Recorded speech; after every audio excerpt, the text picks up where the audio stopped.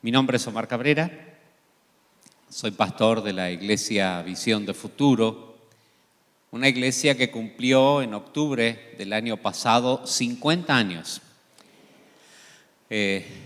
Y este domingo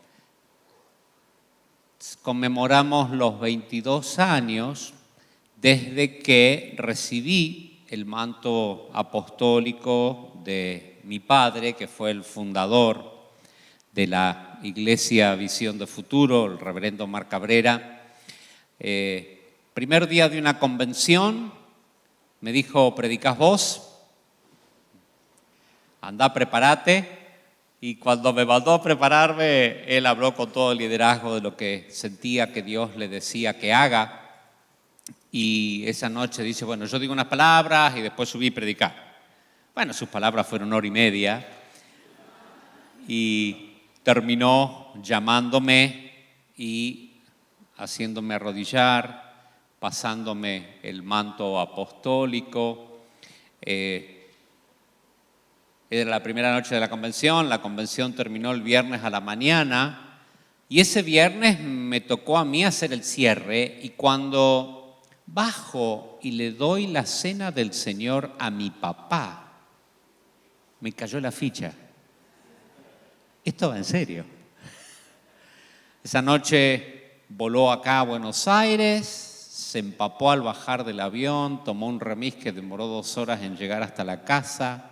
Ya le costaba respirar, él siempre estuvo cuidándose de los pulmones toda su vida por haber predicado en los 60, 540 noches sin parar, una campaña que hizo en la ciudad de Concordia, Entre Ríos, mientras edificaba el templo. Y llamó al hospital, trajeron el oxígeno, se lo llevaron en la ambulancia, entró en coma y nunca tuve el tiempo de sentarme a decirle: bueno, ¿qué querés que haga? ¿Qué idea tenés? La fundaste, por 30 años estuviste a cargo, me pasás el manto. Y a los 15 días falleció y nunca pudimos hablar. Ya me había entrenado, había estado fogueándome desde los 27, pastoreando, cumplo 30 años de pastorado ahora en junio, pero fue que me cayó 145 iglesias que él había fundado, toda esa responsabilidad, como 90 empleados. ¿Y qué hago? Y un poco lo que me pidieron que hable es justamente de transiciones ministeriales. Me hubiese sido un poquito mejor, mirando 22 años para atrás, si la transición no hubiese sido: yo vivía a 600 kilómetros de donde él vivía, me llaman a esta convención, me imparte el manto apostólico, la presidencia de la iglesia. Hubiese sido buenísimo tener un par de desayunos o cafés de algo, pero no. Y fue aprender a depender del Señor, y bueno, me cae esa responsabilidad, y era lo que yo decía. Y Dios manda a alguien de Guatemala y me dice: cuando mi papá falleció, que era mi mentor, yo caí en un pozo depresivo, no quiero que les pase a ustedes. Estábamos los 4 hermanos Cabrera, ¿no? Y nuestros cónyuges. Y dice: entonces vengo a ministrarles a ustedes para que no les pase. Y bueno, me cayó esta responsabilidad, y yo sentía el peso de la obra, y me preguntaba si tenía los hombros suficientes para llevar adelante todo lo que había heredado con 37 años de edad, ¿no? Y este hombre dice: ¿y si en vez de verlo como una responsabilidad, lo ves como una oportunidad?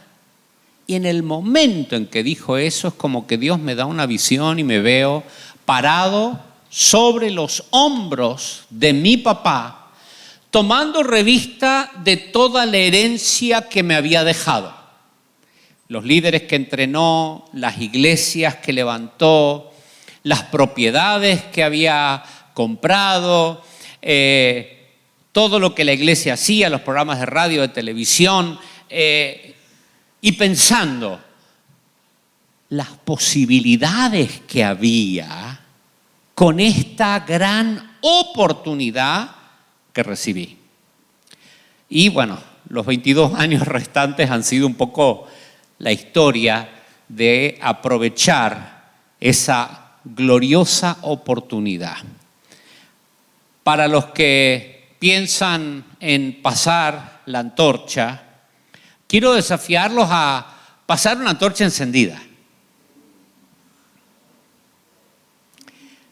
No aferrarse a ese testigo. Piensen en la carrera de relevos y el...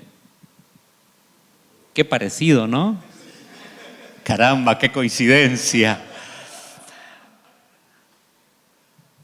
No te aferres al testigo, porque hay un tiempo donde podés empezar a hacerlo, y si uno ve las carreras de relevos, no, está marcada una línea, antes de esa línea no lo podés pasar, pero también hay otra línea, y si te pasas de esa, ya es tarde. Y si tirás el testigo, quedás descalificado. Qué importante es poder pasar una antorcha encendida y que la generación siguiente edifique sobre tus hombros, a otro nivel, subiendo a nuevas alturas, teniendo ese respaldo de aquellos que entienden que Dios es un Dios generacional. El Dios de Abraham, de Isaac, de Jacob. Y podemos seguir mencionando, ¿no?, a todas las generaciones, como lo hace Mateo, que este engendró y el otro engendró y el otro engendró. Dios es el Dios de las generaciones. Levantar esa generación que, como yo decía en la celebración de los 50 años, va a celebrar los 100. Va a correr la carrera esta segunda mitad del siglo. Yo corrí hasta acá y no me estoy jubilando, no estoy soltando la antorcha todavía.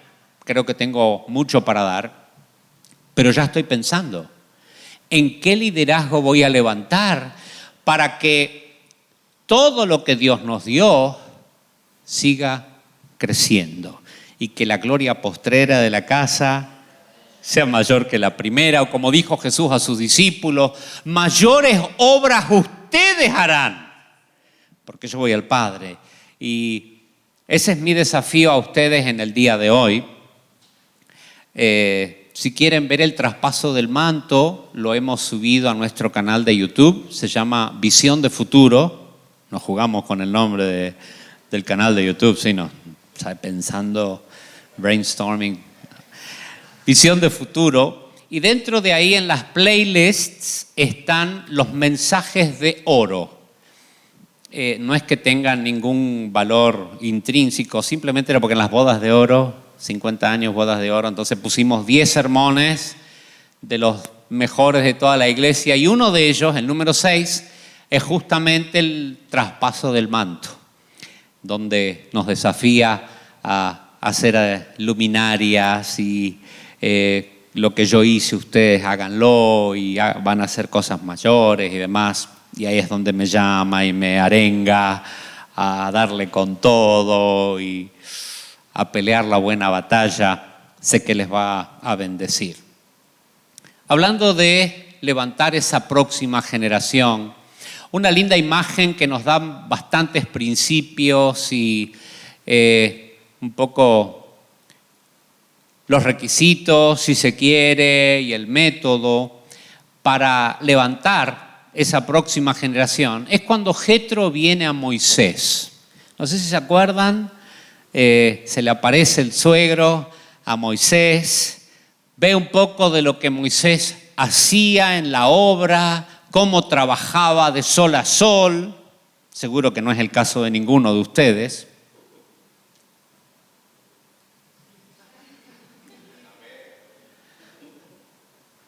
No, ya ahora es tarde, ya se delataron mal. Y dice que Moisés, versículo 13 de Éxodo 18, si quieren encender sus Biblias ahí, dice que Moisés se sentó a juzgar al pueblo, el pueblo estuvo delante de Moisés desde la mañana hasta la tarde. El suegro lo ve a Moisés haciendo lo que él hacía y le dice: ¿qué es esto que tú haces con el pueblo? ¿Por qué te sientas tú solo? Diga solo. Mientras todo el pueblo permanece delante de ti desde la mañana hasta la tarde. Es que vienen a consultar a Dios. Y un poco de esto hablábamos con uno de los pastores hoy, que ya la tendencia no es, pastor, ¿qué me recomienda?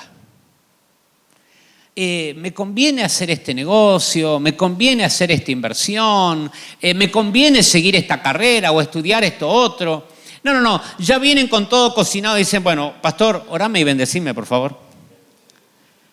Y uno dice, pero, y la multitud del consejo y la sabiduría, y uno tiene que medio como que en la oración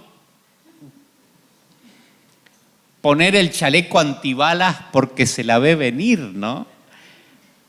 Un poco la oración del Salmo, ¿no? Ay, Señor, la obra de sus manos confirma. Sí, Señor, la obra de sus manos confirma, como oró Moisés.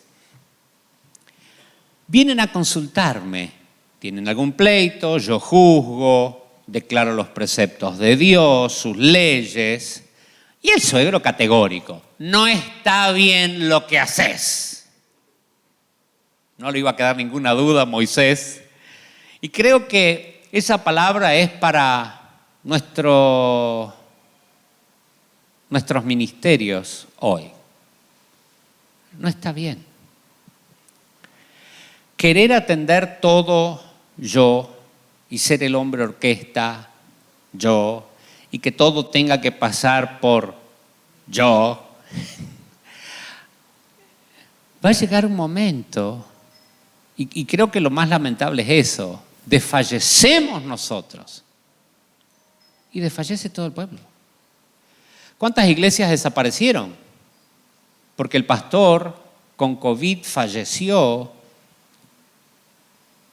Y se cumple lo que decía, ¿no, Gamaliel? Muerto el profeta y las ovejas se dispersaron. Se perdió todo el fruto. ¿Por qué?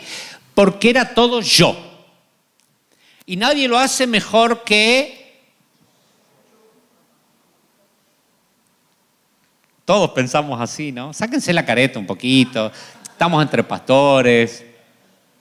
No estamos filmando, sí, ¿no? Pero no, me están filmando a mí, así que tranquilos, ustedes pueden responder.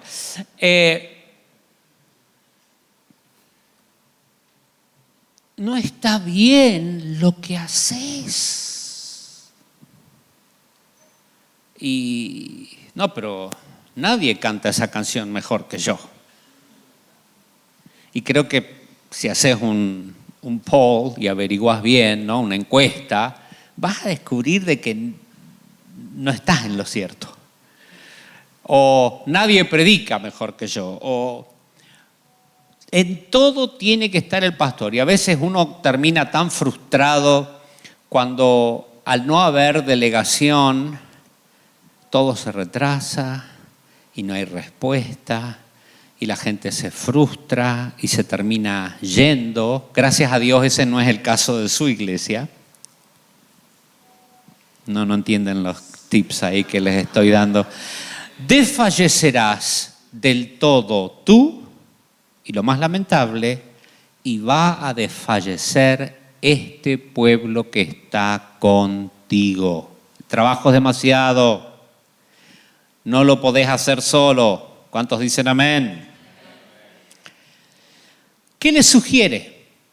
Por un lado, habla de requisitos que deberían tener estas personas, y yo creo que eso es algo que no se negocia, que uno tiene que buscar gente que tenga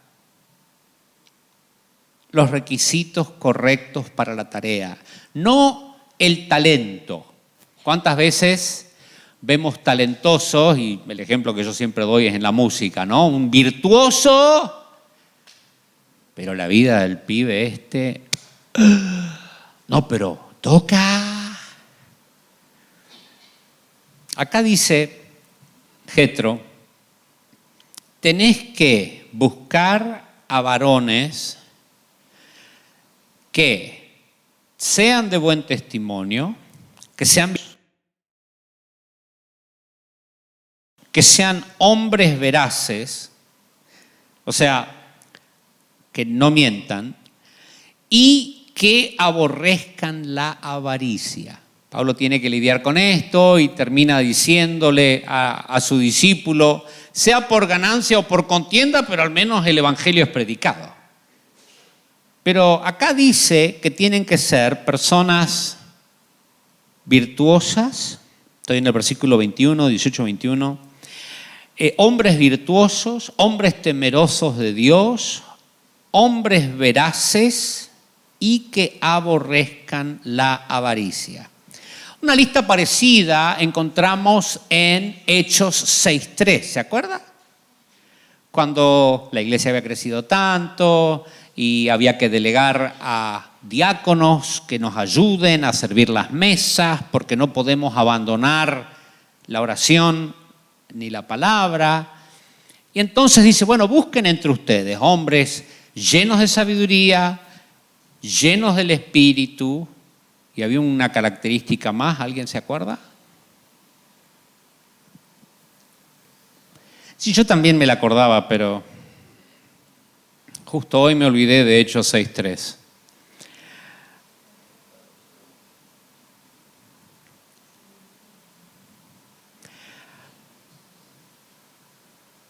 Llenos de el Espíritu, llenos de sabiduría, y dice, y de buen testimonio a quienes encarguemos este trabajo. Lo primero que tengo que hacer al pensar en quién voy a delegar es que tengan las virtudes necesarias para la tarea. Fíjense cómo Dios lo presenta a Job, temeroso de Dios, apartado del mal, cómo Dios lo presenta a Noé. Y lo primero que hace es justamente hablar de esa consagración al Señor, esa fidelidad, que es el único ingrediente que el hombre puede proveer. Todo lo demás viene de Dios. Dios nos da la sabiduría, Dios nos da de su espíritu, Dios nos da la unción, pero el libre albedrío determinará si la persona va a ser fiel, va a poner las manos en el arado, no va a mirar para atrás. Aún los talentos y las gracias y la personalidad, todo eso lo da el Señor. Pero la fidelidad, algo tan importante, y lo expresa, ¿no? Como temerosos de Dios, reverentes al Señor, gente que honra a Dios. Los requisitos. Y luego habla, y me parece muy interesante, de sus capacidades. Dice, ponlos como jefes de 10, que para mí sería un líder de célula en una iglesia. No sé si tienen células o reuniones familiares y demás. Después dice, ponlos como jefes de 50 o de 100 o de 1000, ¿no? Le garantizo que usted pone sobre 1000 a alguien que tiene la capacidad de 50, y cuando vuelva a ver cómo está la obra, ¿cuántos va a tener? Pablo les va a poder decir, has acabado la obra. Entonces, no pongas a uno que tiene capacidad de 10 a pastorear 1000, porque lamentablemente nosotros en la iglesia tenemos líderes de células, encargados de ciertos grupos de células o familias ministeriales que tienen 5 o 10 células a cargo, serían los de 50 o los de 100, y después tenemos pastores principales que tienen, ¿no? Las 1000. Y no los cambiamos así nomás. No, porque cada uno conforme a su capacidad puede servir. ¿Qué les dice con respecto al proceso? Jethro le dice, enseñale las leyes, o sea que está la parte teórica, ¿no? Que yo voy a entrenar a este sucesor, a quien estoy mentoreando, a quien estoy pastoreando con miras a que algún día esté a cargo de la obra o estoy discipulando. Dice, vas a caminar con ellos el camino. Y dice, ¿no? Versículo 20, les enseñarás los preceptos, las leyes, la parte teórica, y luego mostrarles el camino por donde deben andar, la parte práctica. Llevarlo conmigo a que haga una visita en un hospital. Seminario intensivo. Más si le digo, bueno, ahora te toca orar a vos.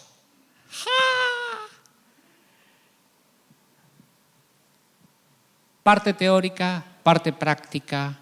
Y de esa manera irlo fogueando y ver, ¿no? Cómo son sensibles al Espíritu, cómo se dejan guiar por el Señor, la autoridad y el respaldo que tienen cuando hacen la obra. Si les digo, bueno, quiero que todos los miércoles de este mes enseñes ese tema que tanto te gusta, si crece o dejan de venir la gente, son todos indicadores que me van a dar a mí pautas de cómo se desarrollan. ¿Y cuánto del Espíritu tienen? Yendo a las características que menciona Hechos 6, tenían que estar llenos del Espíritu. Y qué tremendos ejemplos que me da Lucas ahí, porque dice que los eligieron a estos 6, Hechos capítulo 6, y cuando los eligen, 12 sobresalen. Uno de ellos era Esteban, que los habían escogido para servir mesa, ¿se acuerdan, no? Pero lo empiezan a oponer a este muchacho, esta sinagoga de los libertos, y empiezan a carear, a arengar ahí, y dice, y no podían resistir, creo que es Hechos 6:10, la sabiduría y el espíritu con el que hablaba. Oh, Señor, dame un sirvemesa de ese calibre. ¿A cuánto les gustaría tener diáconos así? Vas a cuidar pasillo, pero no van a poder resistir ni la sabiduría ni el espíritu que hay en vos. Y sabemos que lo llevan ante el concilio y lo tratan de detener. Y Esteban se defiende. Y si usted lee Hechos capítulo 7, era un teólogo este diaconito. Presenta toda la historia de Israel. Cómo Moisés vio el diseño del tabernáculo, cómo Dios que no habita en templos hechos de mano.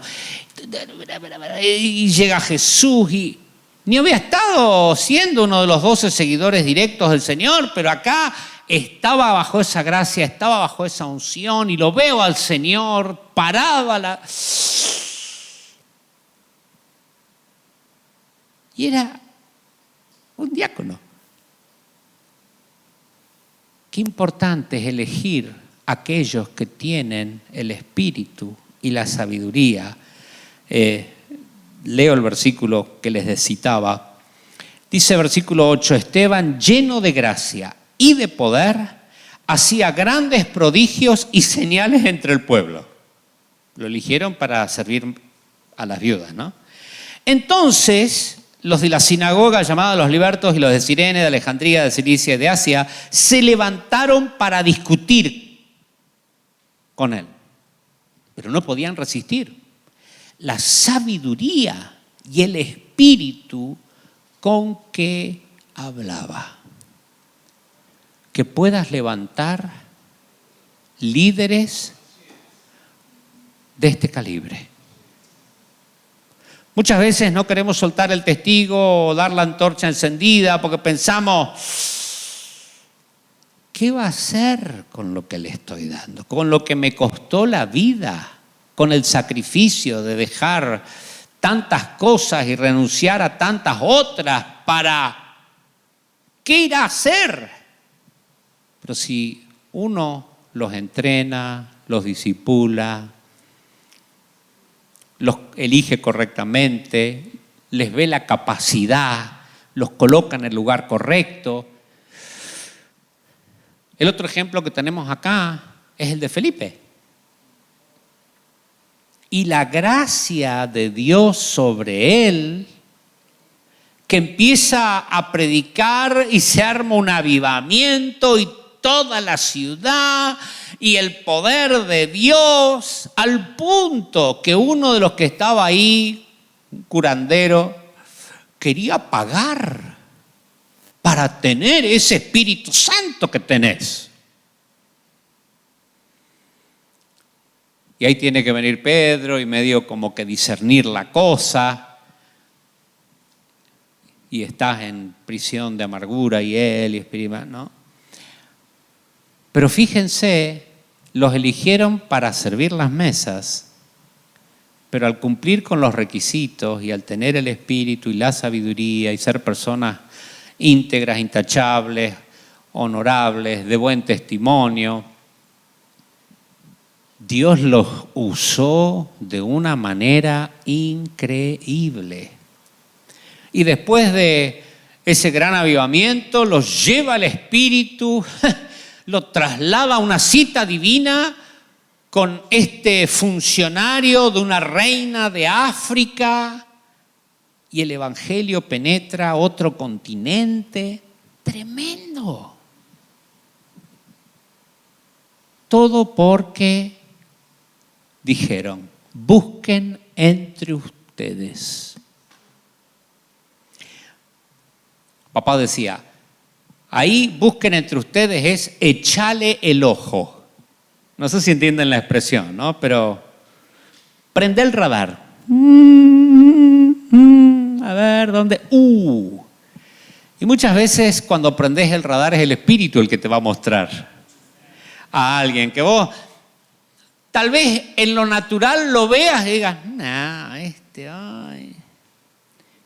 Pero si te dejas guiar por el Espíritu de Dios, descubrís tantas veces lo que yo llamo un tapado. Esos que en el momento en que le tirás la papa ardiente, pero no sabía que podías hacer esto o hacer esto otro, esa habilidad o esa gracia. Y fluye o aflora o se manifiesta los dones, los talentos, la gracia que Dios les dio. Para eso hay que conocer la gente. Cuando nosotros evaluamos si las personas son dignas, evaluamos y pensamos, bueno, a ver, ¿cómo está el matrimonio? Si resuelve los problemas y los conflictos, si los hijos están consagrados al Señor en la iglesia, si se sujetan a los padres, si estudian, si trabajan, las edades, cómo está la salud del núcleo familiar. Todas estas cosas, ¿no? La apariencia, el aseo, personal, en el área económica, si paga los impuestos, si tiene deudas, si da sus diezmos, si provee para los de su casa, en el área espiritual, ¿no? Hacer una radiografía para ver si cumple con los requisitos, ¿no? Esto lo estoy viendo de la ficha que nosotros hacemos para ordenar nuevos ministros.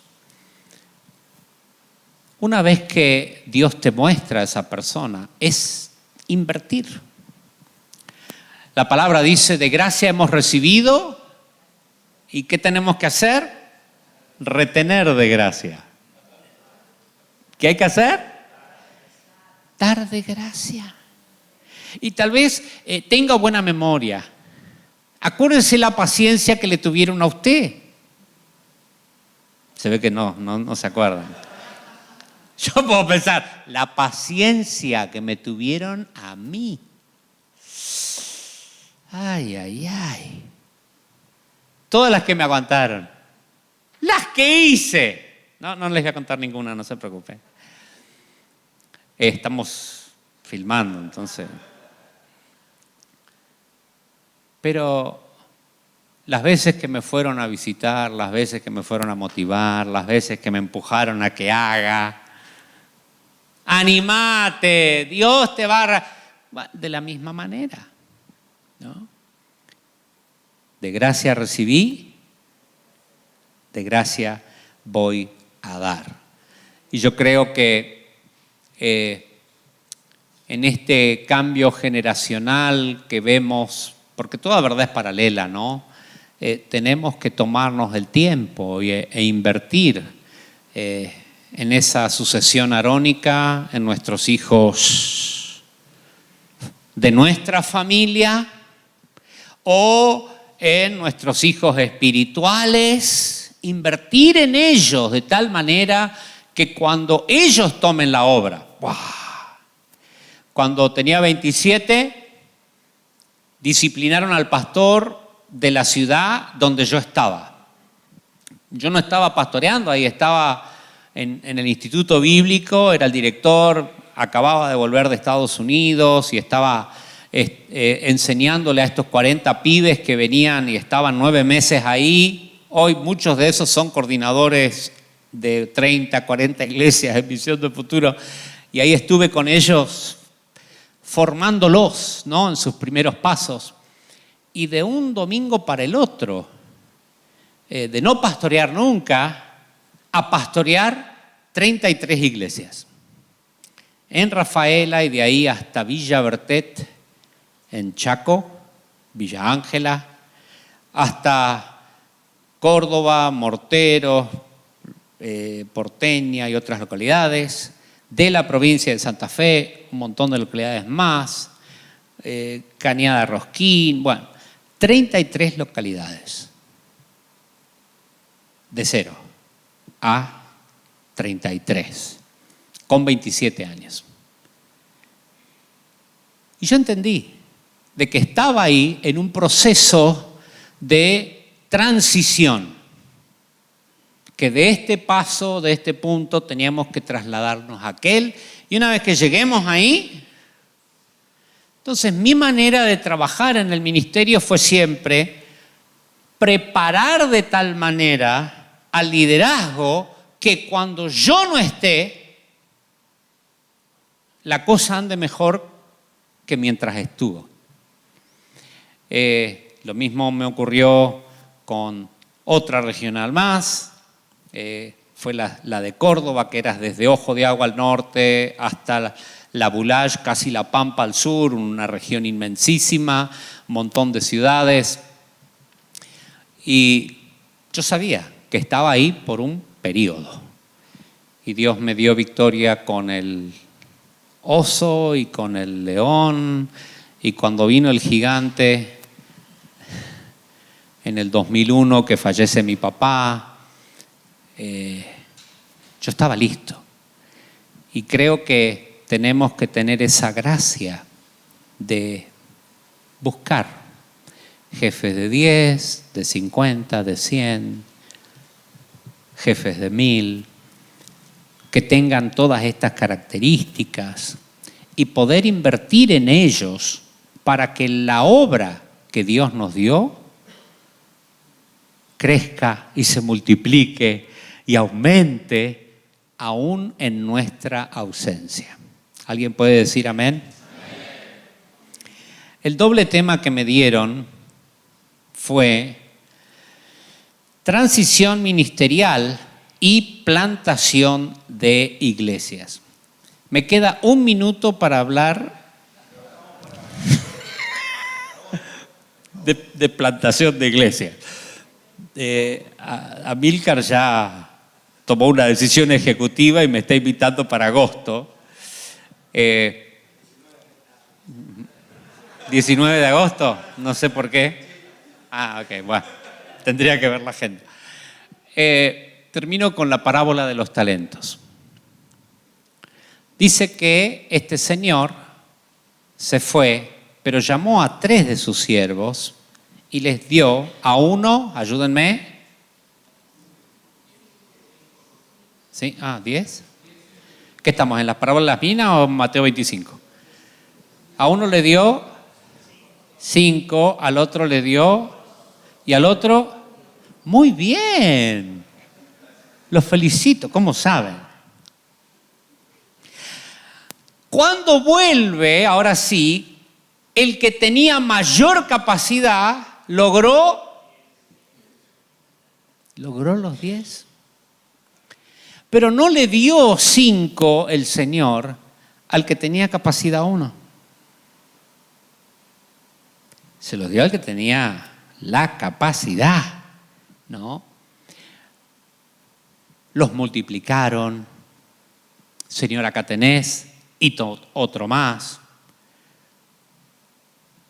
Que Dios te dé la gracia de ver a quién le vas a dar los 5, a quién le vas a dar los 2, a quién le vas a dar 1.